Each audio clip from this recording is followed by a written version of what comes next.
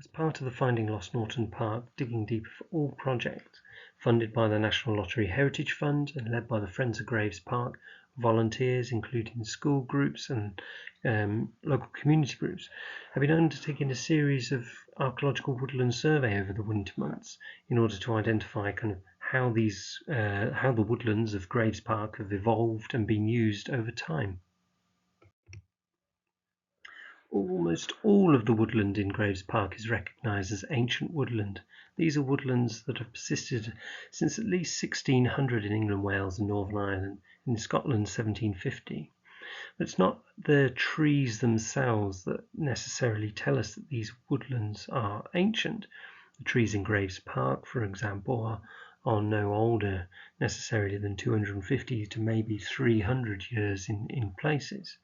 But it's actually the ground flora itself, the small plants, the ancient woodland indicator species such as bluebells, lords and ladies and wild garlic that indicate that the woodland is potentially ancient, because these are species that persist in areas that are well-established, long-established woodlands. But what about the Archaeological Woodland Survey? What are the aims? Well, our aims, first of all, were to involve the local community and wider public in the processes of archaeological survey. This is to teach individuals how archaeological surveys take place, and also how to identify different types of archaeological features within the woodlands. These could be things like upstanding boundaries, trackways, very prominent things like quarries, but it could also be the historic trees themselves that might indicate how they were used in the past. With all of this information, we can then develop a history of land use for Graves Park, identifying previously unrecorded archaeological monuments, and in the process assess their condition. Do some of these monuments, for example, do some of them need to be conserved in a particular manner? And with all of this information, we then inform the landowner of the heritage present and how they can be best managed as part of a future kind of woodland strategy. And in the end, all of this information feeds into what we know as a HER, or a historic environment record. This ensures that everything we find out about Graves Park and its woodlands is held permanently within the county archives. So how did we undertake the surveys? Well, we undertook these things called level 1 reconnaissance surveys. Basically, imagining that we have never been to this woodland before and we want to explore it and identify as quickly as possible all the different types of archaeological features that we might come across. So we might walk the woodland, focusing on one area at a time, or zigzag walking transects all the way through the woodland to pick up as much of the heritage as possible.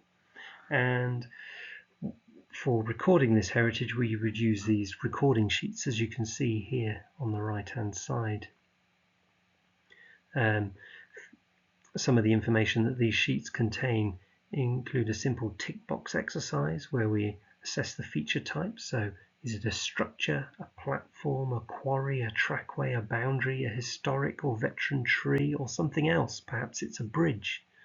We want to record the dimensions of the feature that we're interested in, as well as its condition, keeping that very simple, recording that simply with poor, fair or good. But key to this condition is things like the vegetation that grows on it, and also erosion. Perhaps there's pedestrian access that's slowly eroding away an old historic boundary bank, for example. And then on these same sheets, we describe what it is we can see. If necessary, produce a sketch, and we always ensure we take photos as well.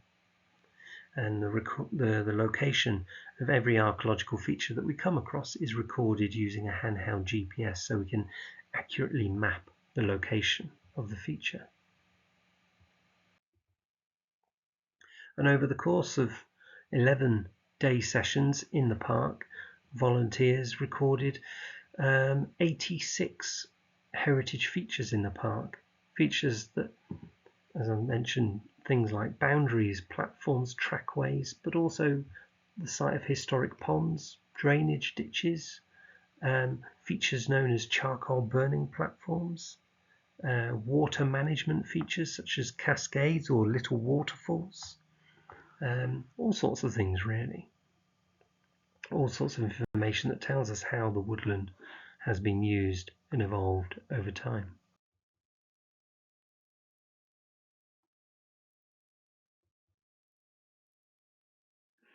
Now, some of the most prominent archaeological features we've come across are things like Old London Road. So this photograph here is where London Road survives at its kind of most prominent extent as a huge hollow way, which is eroded down through the ground over time, through the volume of traffic that's used it, but also through weathering as well.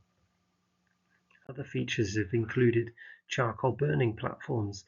Hopefully you can see the T-shaped poles on the floor there marking the center of this oval platform that was used for creating charcoal. And we have historic documentation from the 14th century that tells us that charcoal was being produced in the woodlands around Norton at that time. We also have indication from the 14th century that there was a medieval deer park was established by the Charworth family, and the arrangement of these poles here, hopefully you see the water-filled ditch, that's the ditch of a park pale for this deer park, and the nice green lined bank to the right hand side of those poles is where the pale itself, or the boundary for the deer park, would have once stood. Other features, other examples of massive features recorded during the survey. This is known as Elephant Hills, but it's one of two massive quarries within the area of Cobner Wood, the other quarry being associated to Meadowhead brick and quarry works now on the site of Morrison's. So that's a really kind of rapid kind of snapshot at the techniques involved in undertaking these woodland surveys by the volunteers, by Greenhill School, as well as Astrea Academy and Chilipep. And it's thanks to these volunteers that we have such a fantastic record, and the results of their investigations can be found on these links on the left hand side here, whether it's the archaeological reports that will be coming out soon. Go and visit the Friends of Graves Park website. If you want to check out the 3D models that people have created, you can check out their Sketchfab site, and the Friends of Graves Park story maps explore the landscape yourself, following trails around the park, and of course social media links too. Thank you. As part of the Finding Lost Norton Park Digging Deeper for All project, volunteers and school groups were introduced to the survey technique known as photogrammetry. This is the ability to take multiple photos of a single heritage feature or monument, stitch those images together, and create a 3D model. Technical explanation is that photogrammetry is the art and science of extracting 3D information from photographs. The process involves taking overlapping photographs of an object, structure, or space and converting them into 2D or 3D digital models. This is a really useful tool for archaeologists because it means we can explore in detail, in greater detail perhaps, heritage features within the comfort of an office, and it gives us the time to highlight perhaps conservation issues affecting that monument. When we consider conservation as well, and we want to monitor a site, it might be that we can do a series of comparison surveys over weeks, months, years, depending on the issues at hand, where we return to the site, produce the same model again, and compare how the condition of the monument has either worsened or improved or remained stable. What's also useful is the public benefits of photogrammetry. There's certain places, even in Graves Park, that if you're less mobile, you can't necessarily get to the site anymore. And having photogrammetry there available makes the site more accessible, albeit in an online context. Furthermore, if the site is in a different country, or people are interested in a particular type site, but they live in a different country, then they can go online and find these models and explore them too.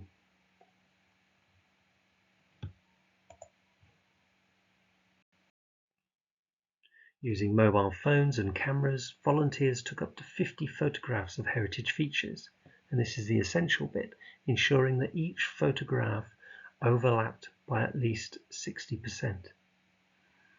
The photographs were then downloaded and imported into the open source or free version of the photogrammetry software 3DF Zephyr. And this is basically software in which you import all the photographs and they're all stitched together. So the example photos here, you can see how all these photos overlap, and they're all of a gatepost located in a wall along the Serpentine Walk in the south of Graves Park.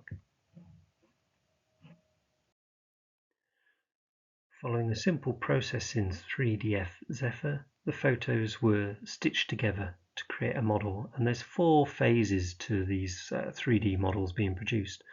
Firstly, there's a sparse point cloud that's produced. This is taking into account the angle at which photos were taken, as well as core or key overlapping locations between photos. And so that top right photo there, you can see a sparse series of dots scattered across the plan.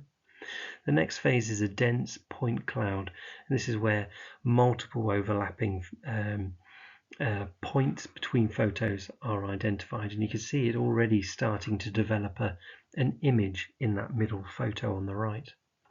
And then we have a mesh, 3D mesh, and this is where in between all of the dots the spaces are filled with polygons,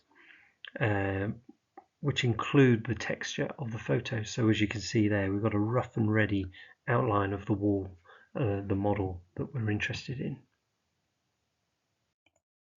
The final phase is the textured mesh, and this is where all the kind of texture from the photos are all kind of overlapped onto the mesh, onto the points, and you end up with a far clearer image of, in this case, a gatepost embedded in a wall on the Serpentine Walk.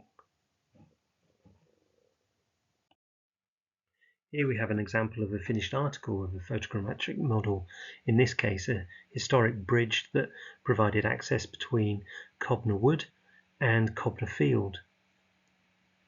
The benefits of the software allows you to produce these 3D models, as we saw before, that were static, but also the ability to scan around as well as produce videos like this.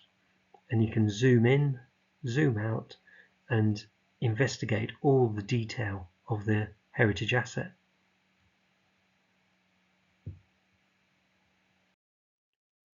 If you would like to explore the 3D models produced by volunteers and school groups as part of the project for yourselves, you can visit the Friends of Graves Park Sketchfab and Story Maps pages. The Friends of Graves Park website also includes a photogrammetry manual, which provides a step-by-step guide to how to stitch and create a 3D model of your own.